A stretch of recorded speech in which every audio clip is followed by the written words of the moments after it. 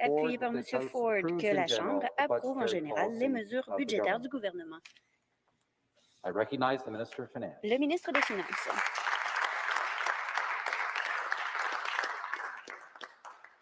Well, thank you, Mr. Speaker. Merci, Monsieur le Président. On behalf of the Premier, de la part du our Premier government, ministre, notre and every gouvernement member of this et legislature, chaque député de I cette want to begin Assemblée, with a j'aimerais simple thank you. débuter avec un simple Thank you remerciement. to the doctors. Merci aux médecins, Thank you to the nurses. merci aux Thank you to the infirmières, personal support merci workers aux and travailleurs other préposés, frontline healthcare aux workers, services de the soutien à la caring people of personne this Ontario. et à tous ceux qui se sont occupés Thank you des to Ontariens every et Ontariennes. employee and business owner Merci à chaque keeping employé, our economy propriétaire and local d'entreprises communities qui se running. sont assurés que nos communautés And demeurent thank you en vie. to the Et people of Ontario merci à la population for ontarienne following public health d'avoir guidance suivi les and mesures for every act of kindness, sanitaires consideration, and avec patience that patience has made et this tough time considération qui ont fait a en little bit sorte easier. que cette période difficile soit un peu plus facile.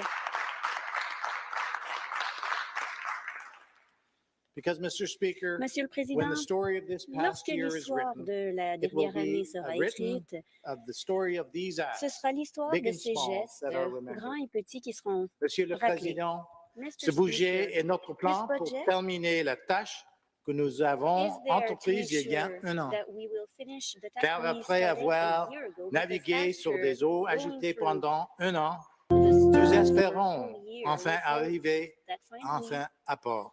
we will arrive That is the story at the end of the it. Ontario spirit. C'est And l'histoire it is de the story l'esprit of the ontarien, c'est 2021 l'histoire budget. du budget And Mr. 2021. Et Speaker, Monsieur le Président, this is our plan to c'est finish notre the plan job pour we started 1 pour year ago. terminer le travail qu'on a commencé il y a un Austerity. an.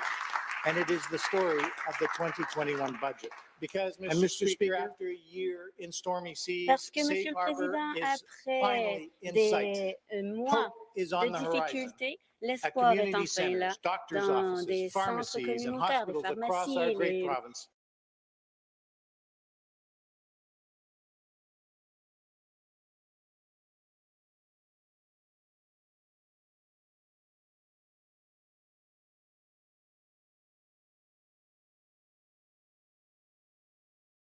What hope looks like, Mr. Speaker, but our difficult voyage is not over. Land is in sight, but waters remain troubled as we are now in a race against time, vaccines versus variants. And the government's job, Mr. Speaker, to protect you, the people of Ontario, is not yet done. Et la tâche du gouvernement, The government's task is to protect Ontarians, and it is not yet over. as the public has continued to unfold, as the pandemic has continued to unfold, people have been very clear that they expect us to focus on two vital priorities. First and foremost, they expect us to protect the people's health, your health. And second, they expect us to protect our economy. That is exactly what this budget does. Ontario's total response to COVID-19 is now $51 billion. And this next phase of Ontario's action plan makes good on the Premier's simple promise to the people: we will do whatever it takes to keep you safe.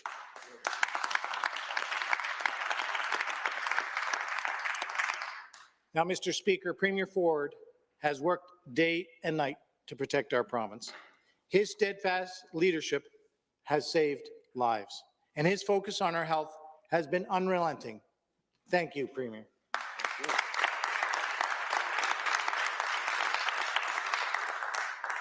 Mr. Speaker, Ontario's action plan, protecting people's health and our economy, brings the government's total investment to protect people's health to $16.3 billion. Mr. Speaker, it starts with vaccines, and the scientists behind the COVID-19 vaccines achieved a scientific miracle, a human miracle. By developing safe, effective vaccines in record time, they have also managed to bottle hope in a tiny vial.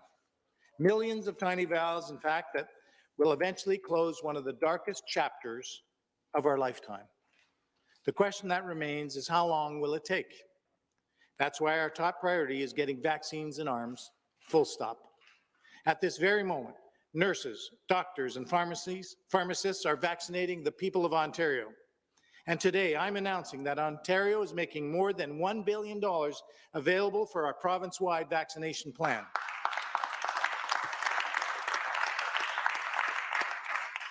Mr. Speaker, the plan has 3 phases and activates every available healthcare resource.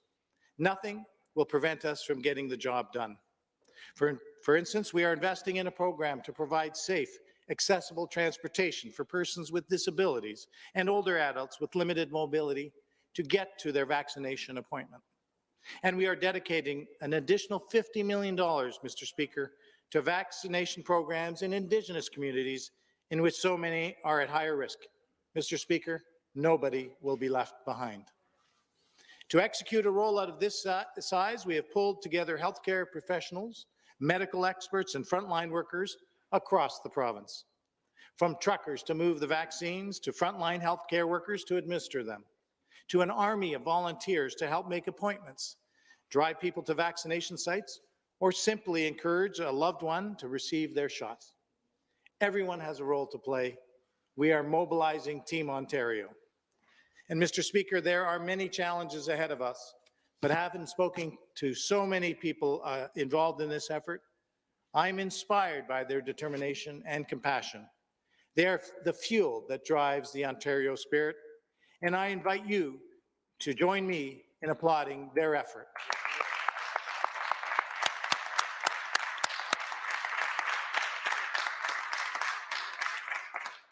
Now, Mr. Speaker, while vaccines are rolling out, continued action is needed to stop the spread.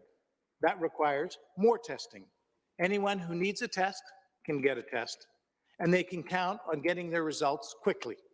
Well over 14 million tests have already been completed. But let me be clear, with vaccines on the horizon and the possibility of more restrictions being lifted, we need more tests, not less. That's how we can catch new outbreaks and identify the presence of new variants. And it's why we are ramping up our testing program to make it safer to re-engage with our workplaces, schools, businesses, and communities.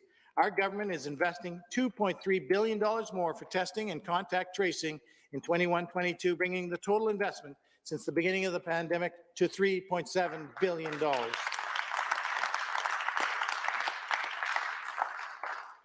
And Mr. Speaker, rapid tests are a key part of our strategy. Going forward, we will provide around 385,000 rapid tests per week in long-term care, 118,000 in retirement homes, and 300,000 in essential workplaces like manufacturing, warehouses, construction, and food processing. This ambitious testing strategy continues to ease anxiety, make life safer, and ultimately save lives. And it's an important part of our plan to defeat the pandemic and help get life back to normal. And Mr. Speaker, vaccines and testing help stop the spread, but when someone gets sick or requires care, a hospital bed must be available. One of our greatest fears since the beginning of COVID-19 has been running out of hospital space. Fortunately, we have prevented that from happening. To ensure every person who requires hospital care can have access to a bed, even during the worst of the pandemic, we have invested an additional $5.1 billion since the beginning of COVID-19. This has created more than 3,100 additional hospital beds, the equivalent of 6 new large community hospitals. Like every province, Ontario faces a punishing backlog of surgeries and other procedures. That's why our budget makes available more resources available to clear the backlog the pandemic has created. So we will be keeping operating rooms open late into the night because no patient should be left behind without the care they need. More of that care will be delivered in new, modern, and bigger and better hospitals. Today, we are accelerating our long-standing work with a more than $30 billion plan to build, expand, and improve hospitals across the province over the next 10 years. No government, Mr. Speaker, has committed to invest more in Ontario hospitals. Mr. Speaker, this includes an historic and overdue investment for the Peel region. Today, I am proud to announce we will support the hospital expansion and construction of a new wing at the William Osler Health Systems in Brampton.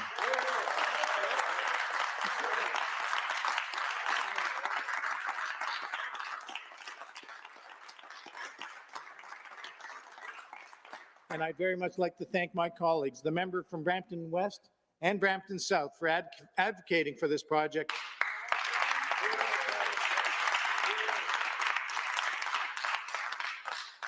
Mr. Speaker, it is a priority for their constituents, it's a priority for patients, and it is a priority for our government.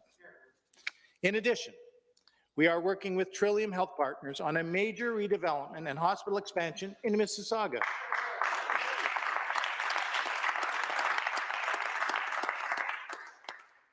And Mr. Speaker, to expand a hospital in Etobicoke to meet patient needs in these fast-growing communities.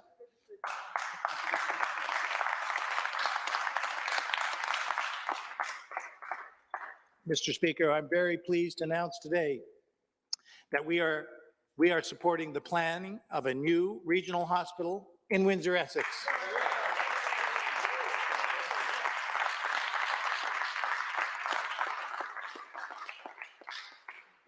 And Mr. Speaker, we are doubling capacity of the London Health Sciences Stem Cell Transplant Unit.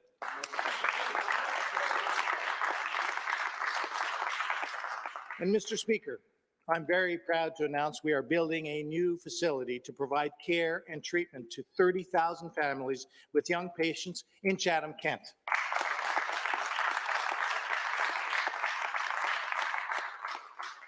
And Mr. Speaker, I'm very proud to announce we are investing in a new children's treatment center in Ottawa as part of the Children's Hospital of Eastern Ontario.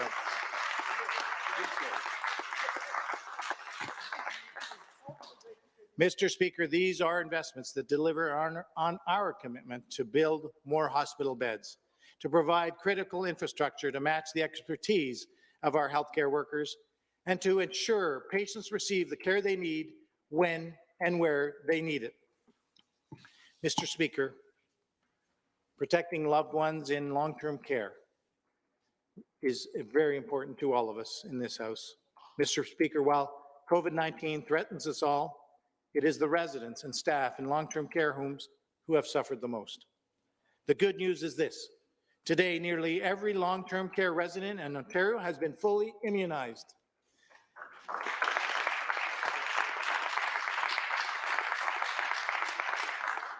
Cases and deaths in long-term care homes have declined. This is, of course, positive news, but it's only a start. To protect our loved ones in long-term care from the deadly COVID-19 virus, Ontario is investing an additional $650 million this year to prevent the spread, increase staffing, and buy more supplies such as masks. That brings, Mr. Speaker, the total additional resources provided since the beginning of the pandemic to over $2 billion. Because, Mr. Speaker, what happened in long-term care homes during the pandemic exposed a tragedy decades in the making.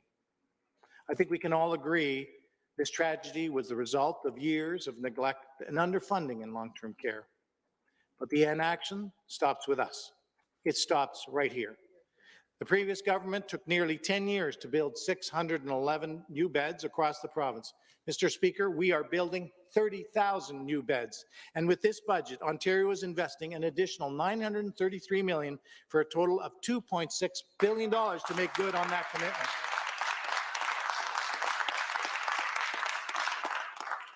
Mr. Speaker, we are also building 4 new long-term care homes on an accelerated basis. Shovels are already in the ground. And we are investing $246 million to improve living conditions in existing homes, including ensuring air conditioning for residents. And this will ensure our loved ones live in comfort with safety, dignity, and respect. But it's not just about beds, Mr. Speaker. It's also about the quality of care.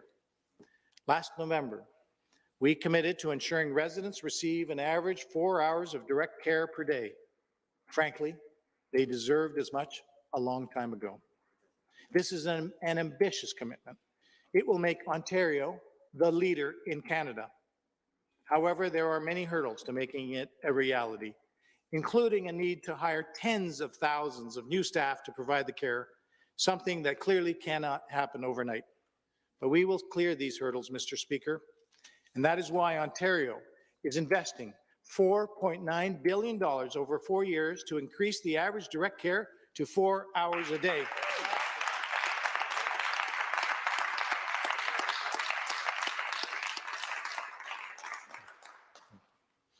We will also hire more than 27,000 new positions, including personal support workers and nurses. And we are not waiting to act. We are investing over $121 million to support the accelerated training of almost 9,000 personal support workers. Mr. Speaker, we are very proud of the personal support workers that work day in, day out to protect us all. They sacrifice so much at personal risk in difficult conditions. They are frontline heroes and too often forgotten. We will always be there for Ontario's personal support workers. Mr. Speaker, while we improve long-term care in retirement homes, we are also making it easier for seniors to live in the homes they love, to live there longer. It's why we are investing $160 million in the Community Paramedicine Program to bring care and services to the homes of seniors in 33 communities. Mr. Speaker, in communities like Orangeville and Merrickville, Waterloo and Brant, York Region and Windsor. Mr. Speaker, there's also another area that I'd like to focus in on, and to reflect the true character of the Ontario people, their government must act with compassion. It's why better care for our seniors is such an important focus of our budget, and it drives our commitment to mental health and addictions treatment and care. Because, Mr. Speaker, mental health is health, period. This phrase is so simple, and yet it represents a monumental shift in our society's recognition that people with mental health and addiction challenges deserve access to the treatment and care they need. It has driven so many of our actions since taking office, including the Roadmap to Wellness, our $3.8 billion 10-year commitment to mental health addictions funding, providing more psychology treatment to patients, and the first center of excellence for mental health in the province's history. We have a lot of work left to do. COVID-19 has only intensified the need for action. So to help the thousands of people struggling with mental health and addiction issues, our government is making record investments, including an additional $175 million in 2021-22 to provide more and better care for everyone who needs it, bringing our total investment this year to $525 million.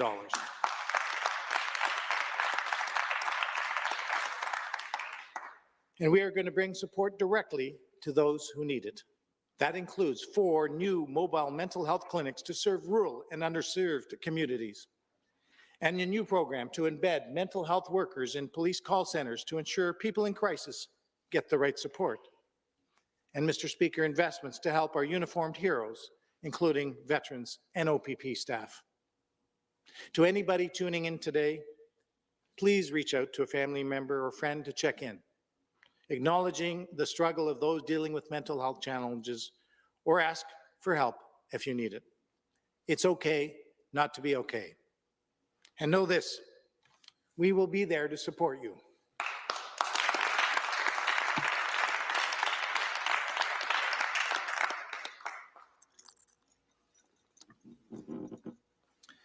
Mr. Speaker, mental health and addiction challenges are not the only challenges that have intensified during the pandemic.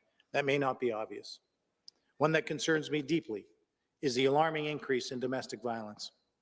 Every child and every woman deserve to live in a home where they do not have to fear for their safety when they walk through the front door.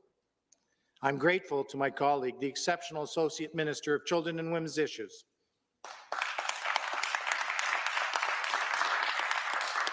Mr. Speaker, she has brought leadership and the perspectives of so many experts to end the travesty that is violence against women and children. So thank you, Minister.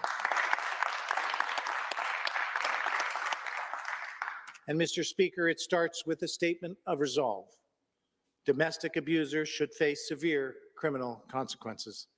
The only place for them is behind bars.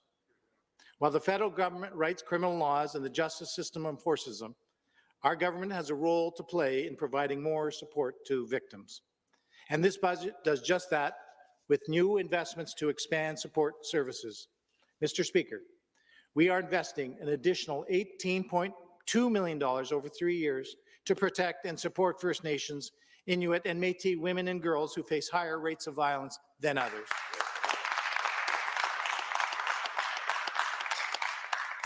And Mr. Speaker, an $18.5 million to support victims of domestic violence and human trafficking survivors, find and maintain safe housing.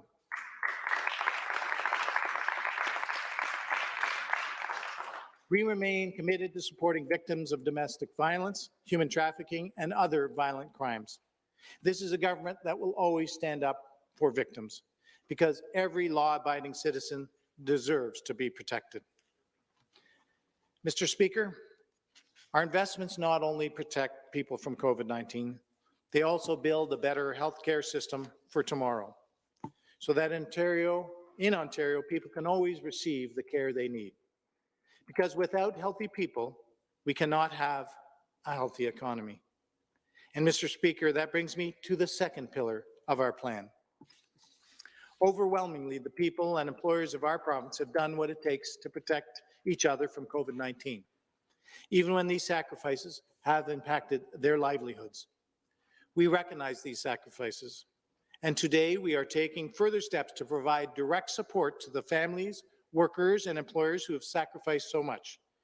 Ontario's action plan, Protecting People's Health and Our Economy, brings the government's total investment to protect Ontario's economy to $23.3 billion.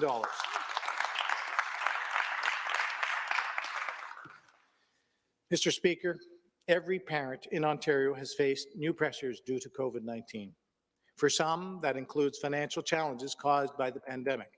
For many, it includes new expenses to support virtual learning or childcare.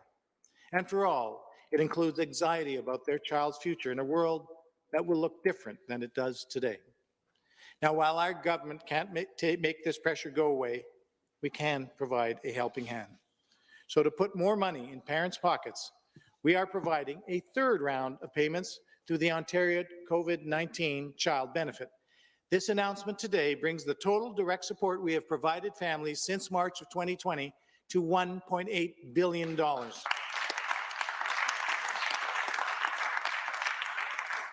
Mr. Speaker, the payment will be doubled to $400 per child and $500 per child for each child with special needs.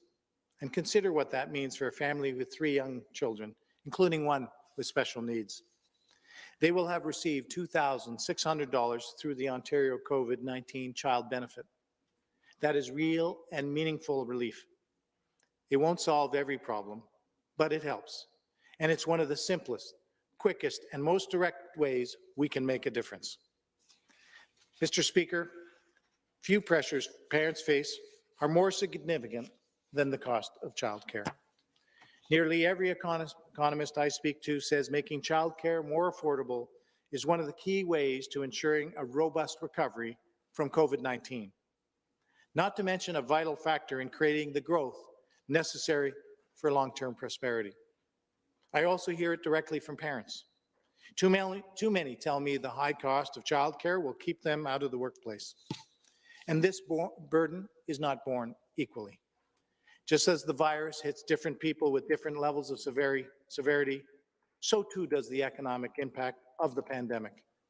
And it is abundantly clear women have been significantly impacted. While employment among men is currently down by 3.3%, it is down by nearly 5% for women. In large part, this is because more women have tended to work in the jobs most affected by the necessary public health measures and restrictions. And the challenges have been exacerbated by the high cost and lack of access to childcare spaces. Mr. Speaker, no one should be prevented from getting back to work because they can't afford childcare. So we are proposing a temporary 20% enhancement to the care tax credit for 2021.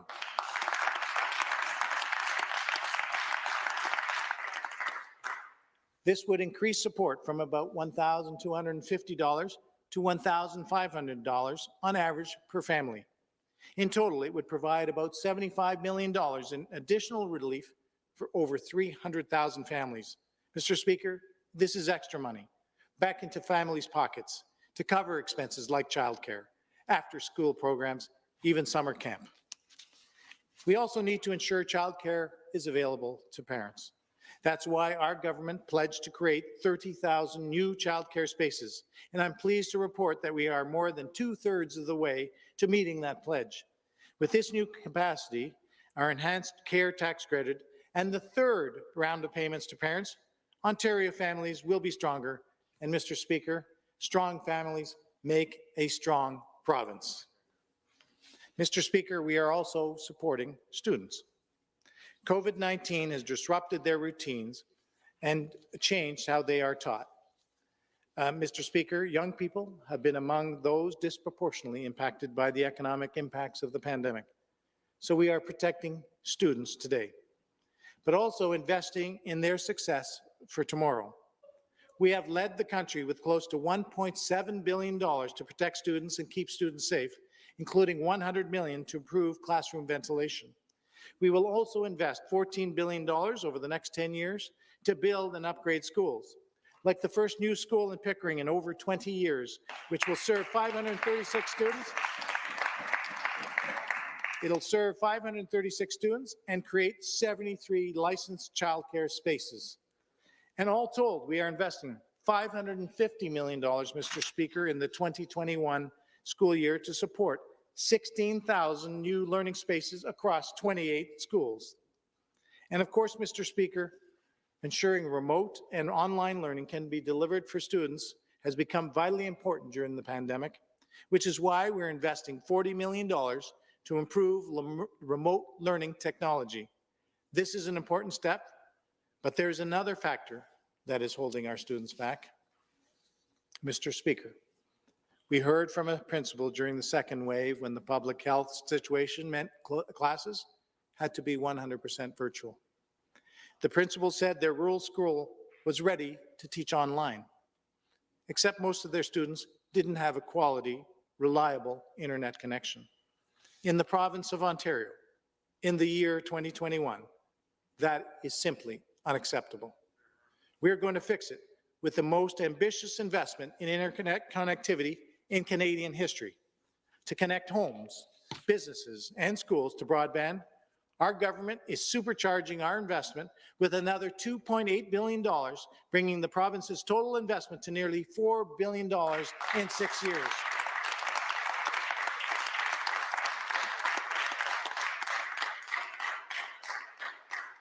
Mr. Speaker, just as railways and highways were being built 100 years ago to physically connect this vast province, our government will undertake this monumental province-building project to connect people virtually, so that no student ever falls behind because they don't have internet, so that no entrepreneur is ever held back from starting the business of their dreams, and so that no grandparent is ever cut off from their loved ones. And I look forward to holding a video conference with that school principal to thank her for her advocacy for her students. A video conference on a reliable internet connection delivered through this historic investment.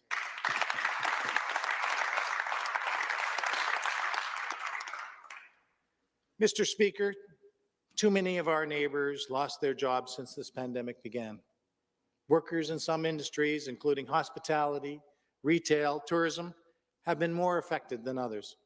So have women, youth, and racialized people. They lost their jobs through no fault of their own, but rather to a virus that has required unprecedented restrictions on our economy to keep each other safe. It simply is not fair. And these workers deserve our support getting back to work. For some, that may mean exploring opportunities in a new industry. And in many parts of the economy, employers are hiring, including in construction, manufacturing, and long-term care.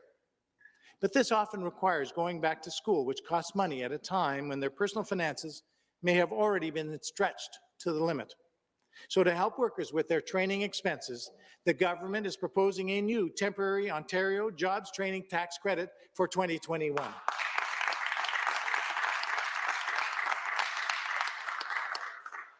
Mr. Speaker, it would provide up to $2,000 per recipient for 50% of eligible expenses. This is estimated to provide $260 million in support for about 230,000 people this year. Consider what that means for Hope, a 27-year-old who lost her job due to the pandemic. She decides to go back to school to start a new career. Say her tuition is $4,050. Hope will receive $2,000 from the Ontario Jobs Training Tax Credit, making retraining a more accessible option to consider. So, Mr. Speaker, we are building on this relief with more employment and trading support because we know it makes a difference. I remember hearing about a worker who had been laid off from a job in manufacturing, and he used our services to retrain. And, Mr. Speaker, he decided to become a personal support worker, turning a personal economic loss into an opportunity to care for people in his community. And, Mr. Speaker, we want to help more people like this worker. So we are making an investment of $614 million to provide workers with employment training support. And $117 million of that is specifically for people most affected, including women, youth, people with disabilities, racialized and Indigenous people.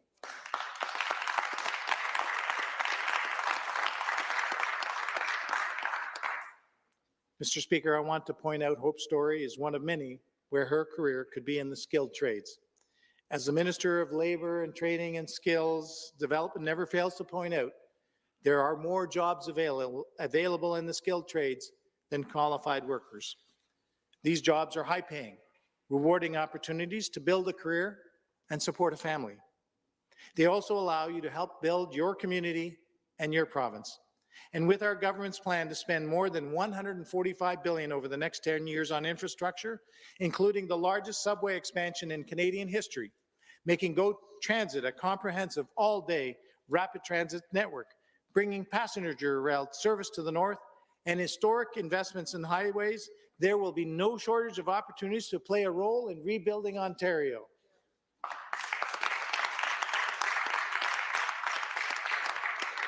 And, Mr. Speaker, to help more workers and students get into the skilled trades, our government is investing $288 million this year in the skilled trade strategy to help people find a career that they wouldn't trade.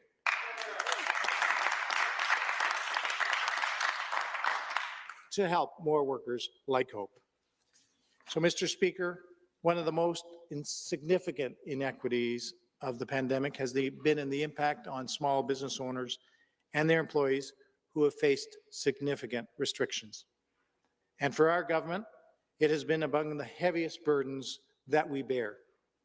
And although I know that burden is infinitely heavier for the small businesses affected, and that's why in January we announced the Ontario Small Business Support Grant for employers affected by the province-wide shutdown. Mr. Speaker, to date, about 100,000 eligible small businesses have already seen funds flow into their bank accounts. Businesses and communities from Sarnia to Sault Ste. Marie, from Kenora to Kitchener, from Brockville to Barrie. I've heard from someone who said this support is the difference between keeping the lights on and turning them off for good. So as we roll out the vaccines, we recognize small businesses are still struggling and will face additional expenses and more pressure as things get back to normal. So today, we are announcing a second payment to the Ontario Small Business Support Grant so that eligible small businesses will automatically receive a second payment in the amount equal to their first.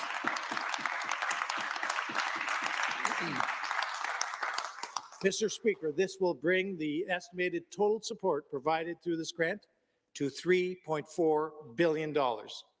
And Mr. Speaker, in total, our government is providing small businesses $6.3 billion in relief in 2021, which includes lower electricity bills, lower taxes, and lower payroll costs.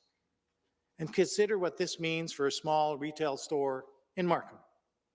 They could receive two payments of $20,000 through the Ontario Small Business Grant, a $1,000 Ontario Main Street PPE grant, and $1,630 in property tax and energy cost rebates. Mr. Speaker, that's $42,630 in direct support. This protects jobs now and in the future.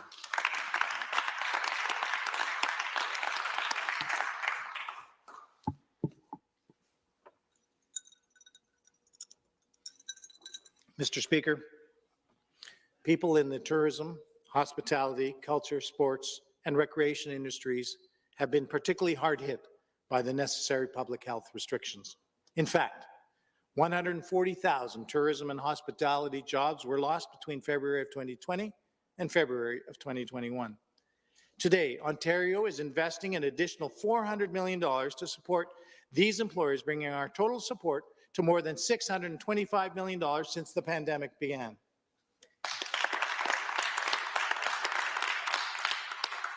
And, Mr. Speaker, it will include the new Ontario Tourism and Hospitality Small Business Support Grant, targeted specifically at some of the hardest hit businesses, including hotels, overnight summer camps, and amusement parks. And that will provide an estimated $100 million in one-time payments of between $10,000 and $20,000 to eligible small businesses. Because, Mr. Speaker, with these additional measures, we will ensure that Ontario remains a terrific place to discover. Mr. Speaker, while all of us have been affected by COVID-19, some have been affected more than others. Our government support is designed to ease the burden for those who've been carrying more of the load during this difficult year. As I've said, women in particular have been disproportionately affected, and it's clear we are experiencing a she-cession. It's why we are taking action to support affected workers and small business owners, improve access and affordability for childcare, and support survivors of increased domestic violence. And Mr. Speaker, as a father of two wonderful daughters, a husband, a son, a grandson, the disproportionate impact on women is troubling to me on a personal level. That's why the Associate Minister responsible for children and women's issues and I will establish a task force to advise the government on how to address the unique and disproportionate economic barriers that women face. And if I may, Mr. Speaker, when we all have an opportunity, an equal opportunity, all of us do better. And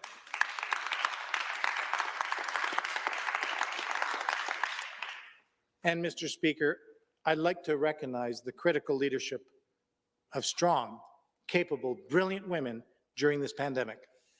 People like Dr. Barbara Yaffe, who has advised our government. People like the Minister of Health, whose steady leadership we have counted on.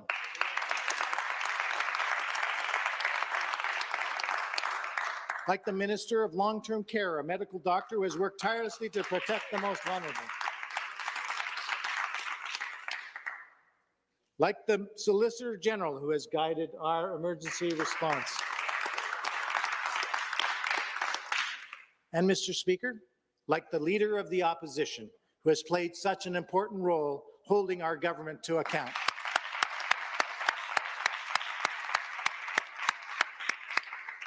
Mr. Speaker, all of us are better for their leadership and contributions. We have made much progress, and yet we still have so much more to do. We must also do better for Indigenous and racialized people. Systemic racism is a reality, including here in Ontario. It is a reality we must change. A long overdue conversation on race is underway, but a conversation, however frank, is not enough. It is time for action. That is why we made a $60 million investment in the Black Youth Action Plan last fall. It is why we are investing $117 million in employment and training supports for those most affected by the pandemic. And it is why we are taking another step with the Anti-Racism and Anti-Hate Grant, which will support community-based anti-racist initiatives.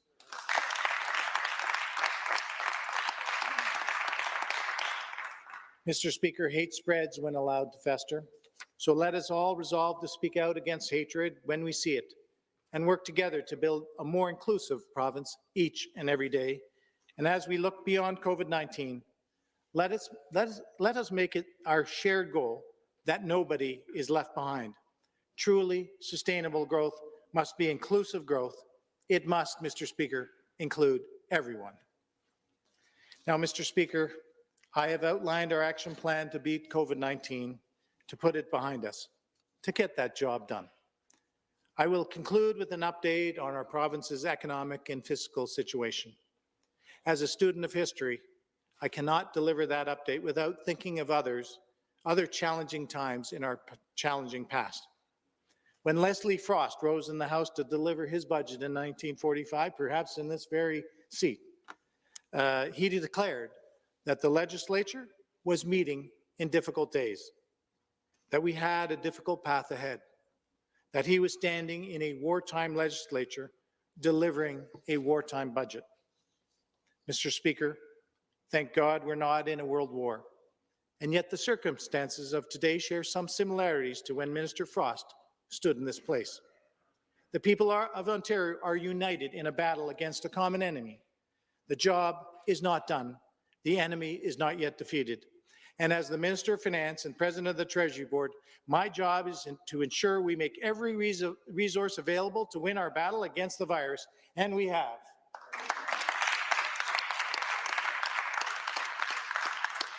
Mr. Speaker, the Ontario government is projecting to spend $173 billion in 2021-22. And when you consider that the government spent $148.8 billion in 2018-2019, it's clear that we have spared no expense to defeat COVID-19.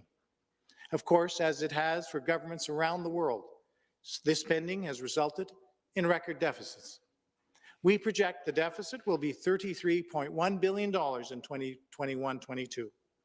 And while this is neither sustainable nor desirable forever, I'm absolutely, unequivocally convinced it is necessary to get through the pandemic and to recover stronger. And in fact, I believe the price of inaction would be much, much higher in terms of lost lives, jobs, and prosperity. Because as I've said, you cannot have a healthy economy without healthy people.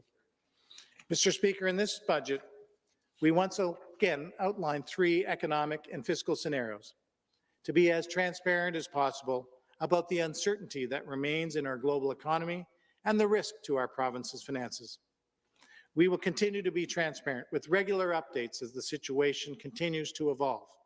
There is no doubt that our return to fiscal sustainability will take many, many years.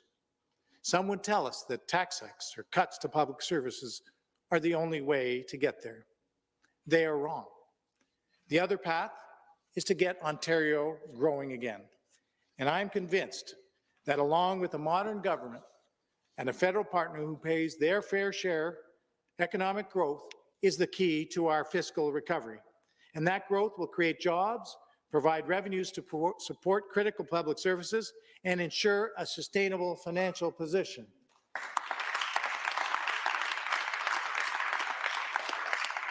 Since 2018, we have strengthened the foundation of our province's economy. Later this year, our government will release our plan to strengthen the conditions for long-term economic growth.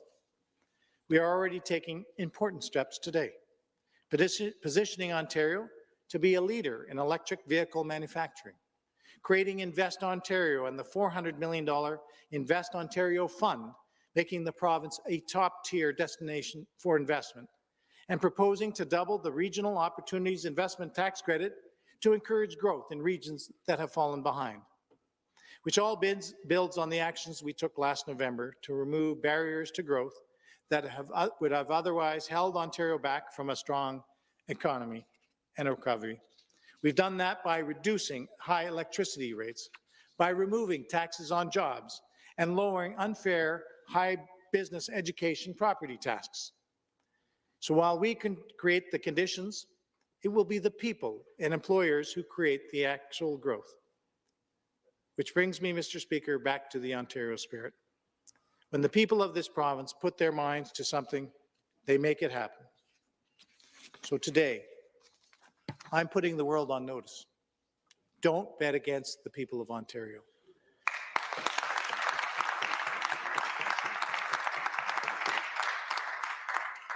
We will succeed. We have chosen growth, and as sure as I'm standing here today right beside the Premier and all my colleagues and our government, we will grow stronger than ever. Because when Leslie Frost stood in this place in 1945, he said that victory is assured if we adhere to our determination to win. Mr. Speaker, we are going to defeat this pandemic because I know the province of this people. I know that they are determined to win. Mr. Speaker, in conclusion, as we face down this historic challenge, there's no place I'd rather be. Like so many others in this province, my family's story is an immigrant story. Both of my parents left Hungary as refugees because of World War II. It was here in Ontario that they met, married, they built a life in Canada and raised a family. And today, their son has the privilege to serve as the Minister of Finance.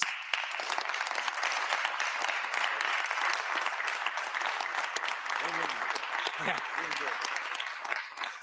Thank you.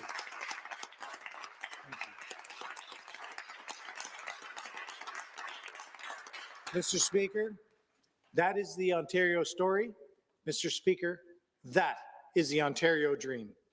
And we must all work to ensure that it can be the Ontario story for every person in this province, that it can be everybody's dream. And occasionally I step back during a conversation with a constituent and I reflect on how likely it is that they have a story or dream similar to mine, of families from around the world that chose to settle here. Those choices mean we get to pull from the very best of the entire world. And if COVID-19 has taught us anything, it's that the 14.7 million people of Ontario can accomplish anything when we work towards a common goal. Our people's hard work, ingenuity, and drive for better, stronger families and communities will set us on a path that restores Ontario's place as the economic engine of this country.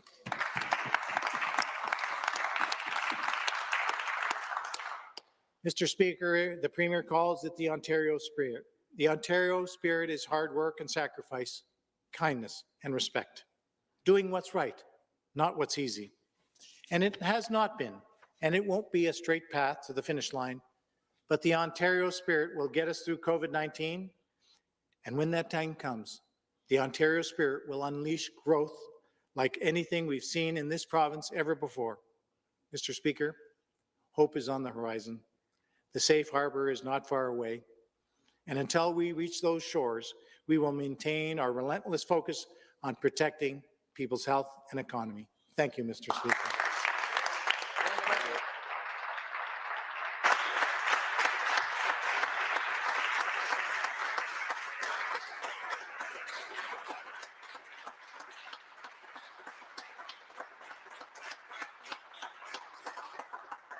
Thank you.